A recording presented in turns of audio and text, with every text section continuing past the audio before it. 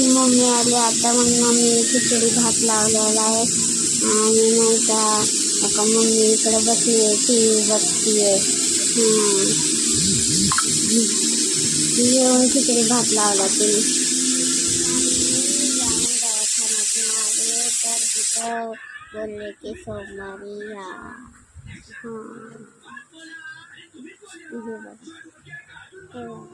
आज सुट्टी आहे ह्यांना. घरी आहे, दवाखान्यात जायचं होतं ना म्हणून. हा चांगले त्या. तुमचं जेवण झालं का? झालं असेल, 3 वाजत आले आता.